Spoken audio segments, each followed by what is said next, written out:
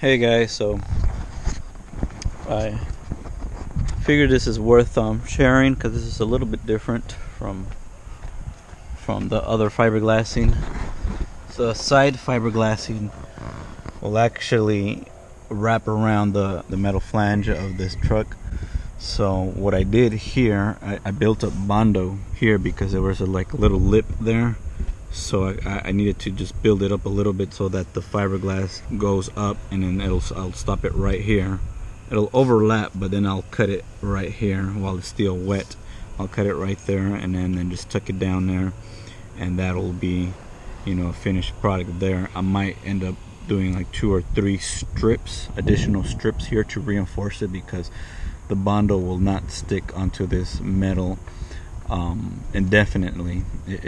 At first it will, but eventually it'll just kind of unstick and slip away. So I want to do like 2 or 3 layers, strips of fiberglass along this flange here, because I am going to rivet into them. So I'll see that I have the holes here, and most likely I'll still be able to see through the fiberglass once it dries, and drill them out, clean them out really good, and then stick some rivets along here, so the fiberglass and the wood will be riveted against this flange here. So that's how this is going to work out. So that I figure I wanted to share this with you guys, because this is just a little bit different from the other stuff, just straightforward. But this one I had to build it up with bondo there, and I did the same little thing, the little notch here on this side, and fix this a little bit, and I'm going to clean it up a little bit more.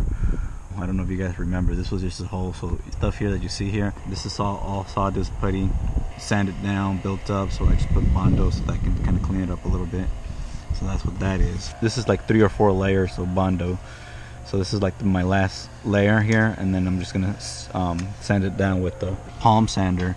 And what it does like a little arch, very little, that you hardly can tell that it's an arch, but it'll also eat away at the soft aluminum, so it'll actually float onto the bondo there. So that's how I'm doing this here.